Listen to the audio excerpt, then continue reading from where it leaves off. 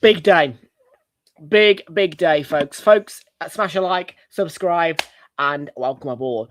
So, you are joining me here today, folks, in my reaction to a big result. A big result. A big result for one club, most certainly.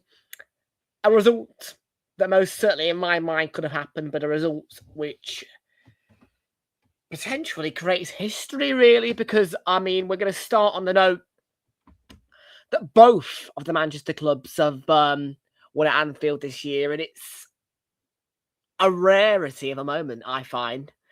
But truthfully, that is sensational that has happened. Obviously.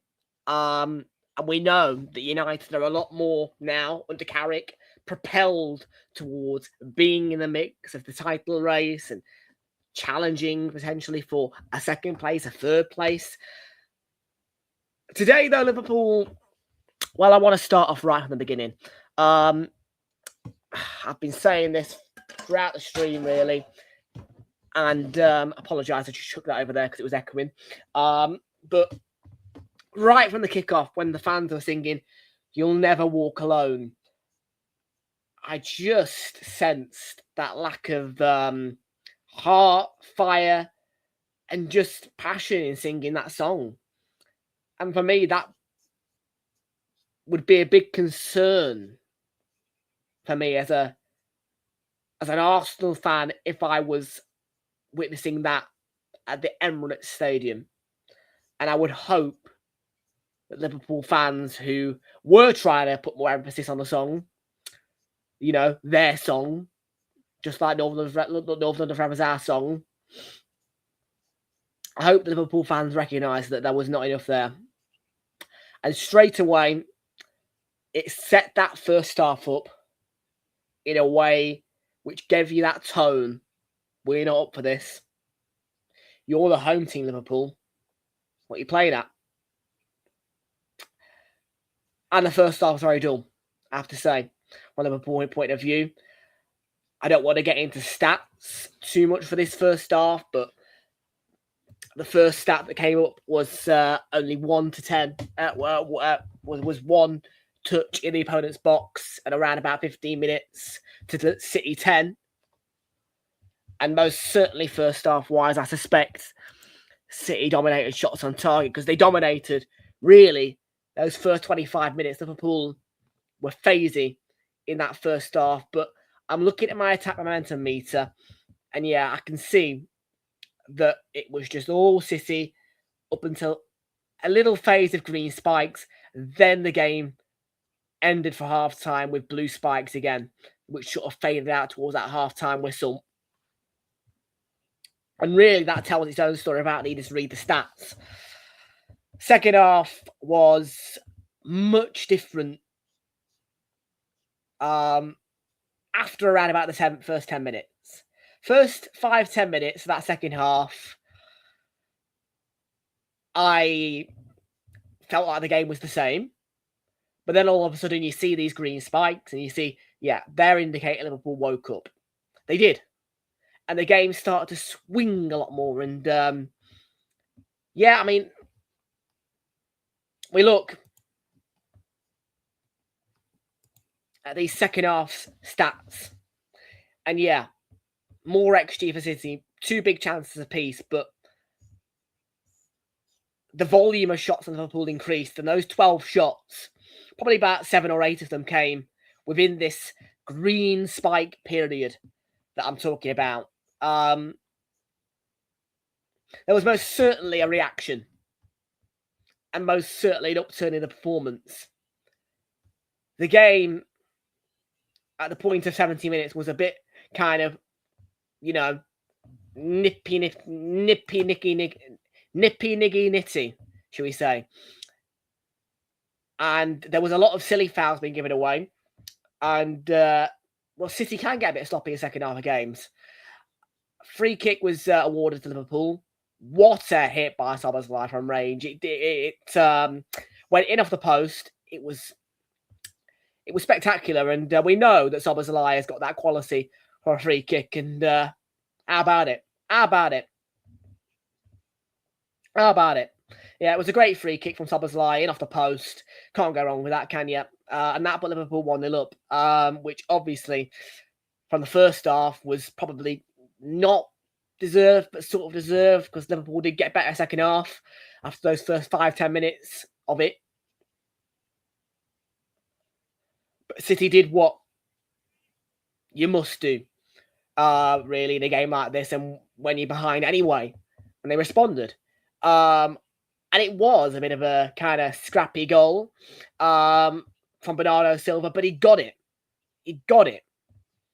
And in fact, I'm going to pull it up because I want to kind of get the proper tone of analysis for you to try and get a full picture of that goal for you.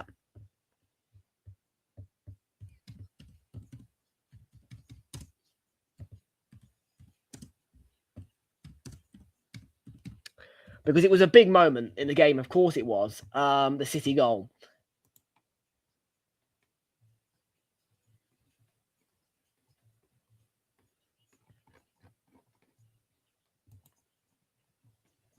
I'm just trying to find the highlights. Bear with me. So the highlights haven't come out yet, but basically to put the context on the goal for you, it was a bit of a scrappy one, really. But Bernardo Silva played a bit of a striker's instinct with his goal. I thought it was a good goal as well in the end. A good finish by him, good instincts when it mattered as well. We will look at the VAR counts in a minute as well because Sky have uploaded that crucially to YouTube, which is fantastic for me. But after that, it was just a game of really kind of chaos. And I'm going to click on my video.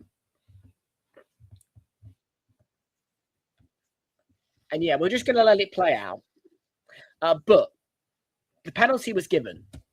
And this tells the story as well, by the way, here as well. Yeah, the penalty was given. And then what kind of happened was really is there was a 2-1 City lead, obviously. The game got back underway. We played out. The game was end to end. And Alisson was up, through and past the 7 minutes. Because obviously the penalty goal took us into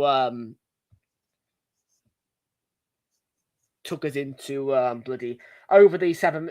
Took us into added time.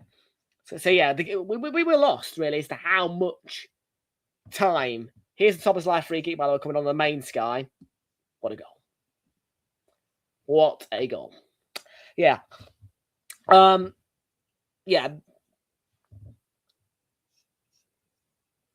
And then yeah, obviously, like I say, 101 minutes really is when this whole VAR kind of chaos started. Just after City had got that goal, that third goal, because Alisson did not move. And I think it will be viewed as a 50-50. Should he have gone back to his goal? Should he be? I think that Alisson is an experienced enough and a achieved enough goalkeeper to be able to be allowed to stay up and try and help his team. And that's exactly what he was trying to do. And I think that's brave to not even think about trying to go back to your own goal to try and help out the team. Because let's face it, football is a case of do or die. Equalise or lose. You've lost the game. Well, you were going to lose the game 3-1. You didn't in the end because of VAR. We'll talk about that in a minute. But I just think that's the right attitude to football. You know what I mean? It is do or die.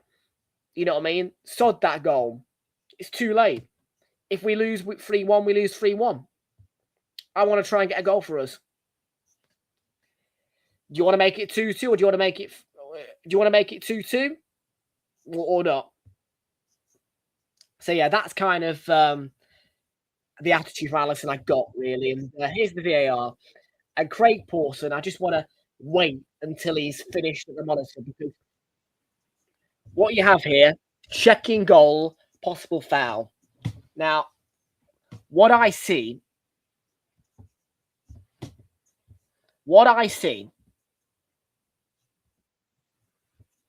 Just wait for it to come back on the screen.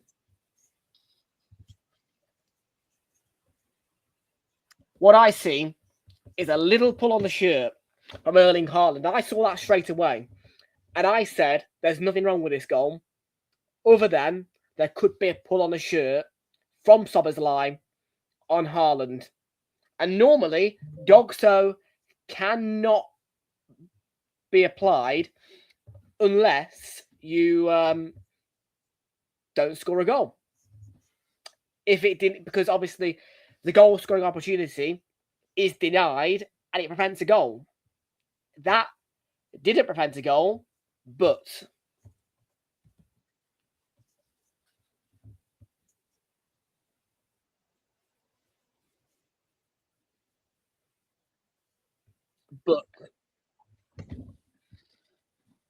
just going to wait for Craig Dawson to turn his head. It won't take a minute.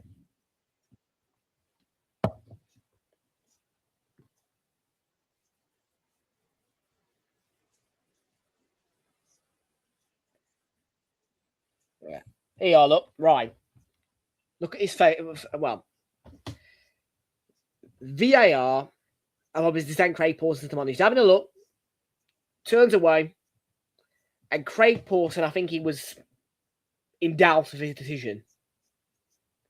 But he goes and disallows the goal in order to apply Dogso. That face is the face of somebody feeling very cold-hearted and defeated. And I do know Craig Pawson quite well as an Arsenal fan because he's refereed some big games for Arsenal. This is the first time I've seen him in a situation like this, and he's had a good game.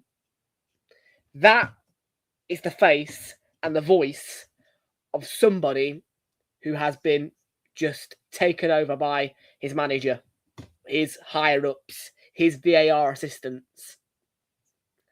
He did not want to disallow that goal, but VAR have told him, you disallow that goal and you apply Dogso. There was nothing wrong with the goal.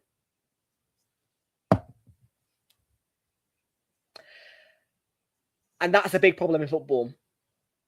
And this is the first time I'm probably calling out VAR, but that is a disgrace.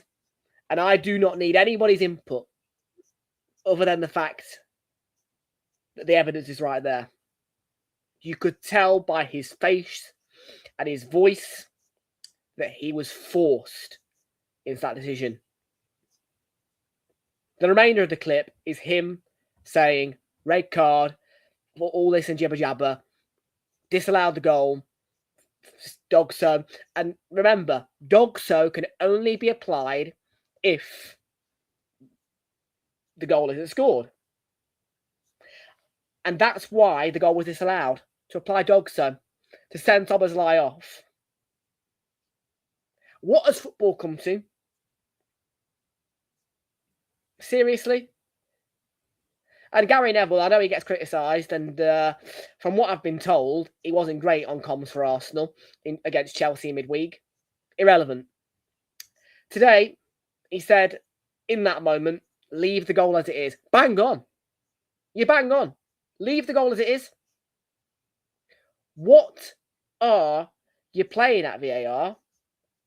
Leave the goal as it is. It's scammery. And it's unfair to Manchester City because it was a perfectly fine goal. There was no offside, nothing like that. They have just disallowed that goal to play a Dogso.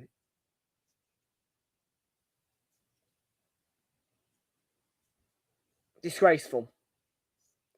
And yeah, don't go criticising Craig Pawson. Craig Pawson is not in the wrong there. Do me a favour and do yourselves a favour. And do him a favour by just watching this clip back with audio on, listen to his voice, look at his face, and think about the game he's had. Because I thought he did a really good job today, Craig Pawson. But he was forced by his officials, and you're damn right that he blew the whistle as soon as he could after the restart. But look, City got a big win, and Haaland celebrating with his fans either way. after scoring the penalty. Donnarumma made a big save at the end. And the second half was a much better game. The game livened up, and I'm glad that it did, because that first half was an utter joke. It really was. And I have to say, Liverpool fans, you've got to sometimes just put your anger towards Arne Slot in the drawer or in the cupboard, wherever, and deliver that atmosphere. Because yes, the late show came along, but that first half was just not a good vibe. And it was not a good representation of you, your stadium. And that first half was nowhere near a good advert for the Premier League. But the game came to life second half.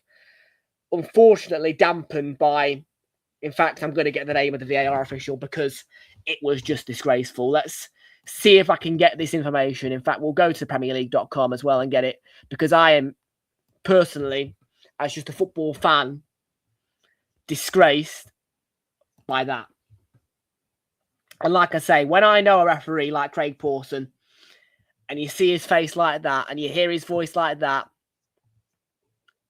you know straight away that something's not right. Okay, VAR, John Brooks. Right, yeah, and John Brooks, I think you're a good referee.